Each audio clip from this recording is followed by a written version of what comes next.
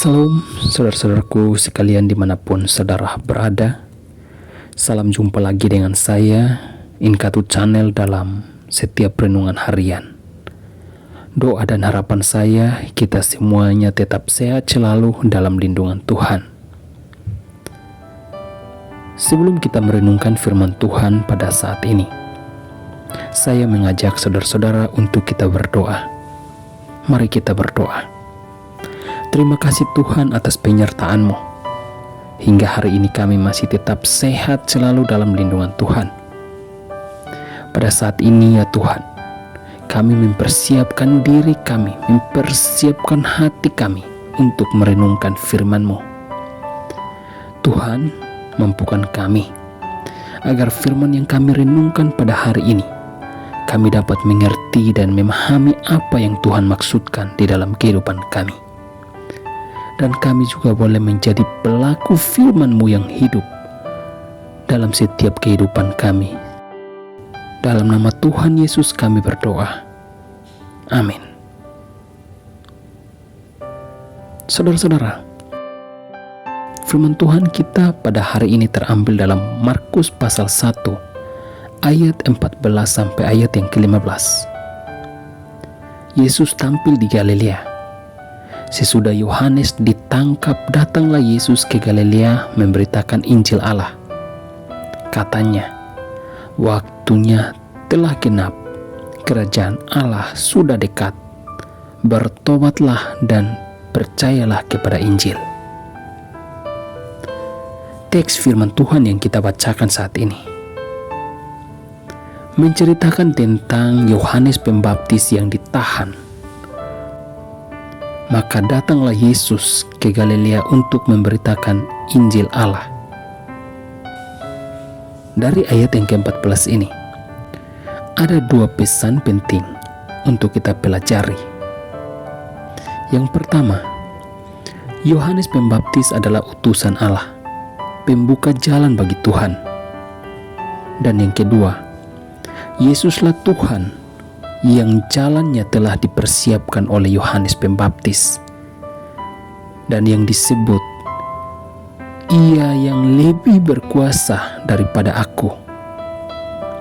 Yohanes Pembaptis pernah mengatakan bahwa sesudah aku akan datang Ia yang lebih berkuasa daripadaku.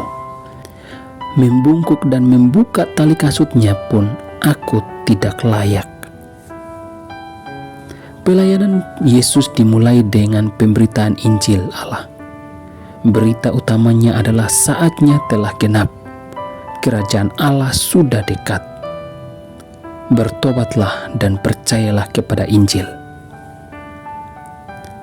Injil menyatakan datangnya pemerintahan Allah. Dan pemerintahan Allah itu hadir di dalam diri Yesus Kristus sendiri. Dan dalam berbagai perbuatannya, Injil sejalan dengan penggunaan kata Injil dalam kitab Markus. Ia pertama kali muncul dalam kalimat, inilah permulaan Injil tentang Yesus Kristus, Anak Allah.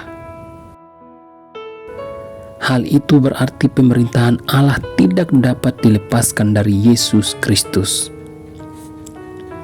Dan bagian inilah yang menjadi inti dari kehadiran Yesus Kristus di dunia.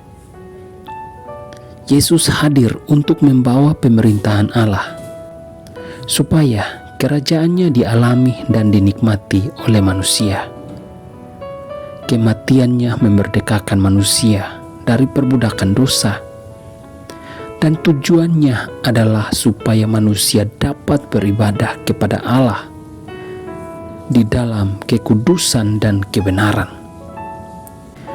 Tanda kehadiran Yesus dalam diri seseorang bukan sekedar perasaan gembira dalam perenungan, melainkan pengalaman nyata dalam pertobatan yang ditunjukkan dari hari ke hari.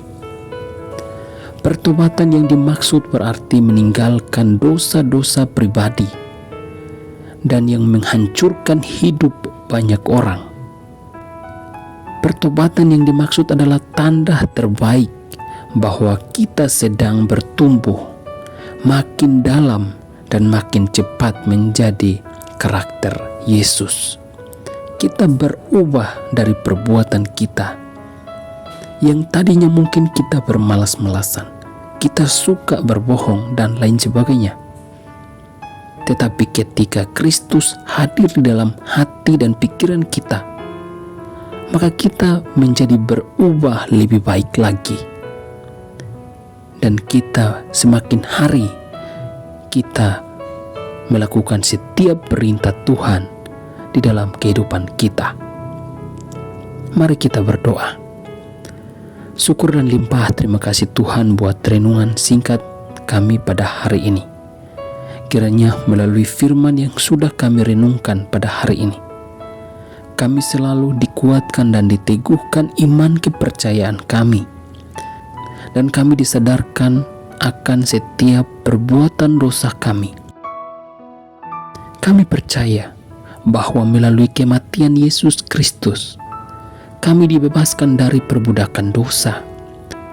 Dan kami diberi kemenangan dan keselamatan oleh karena penderitaan Kristus Yesus untuk menyelamatkan kami.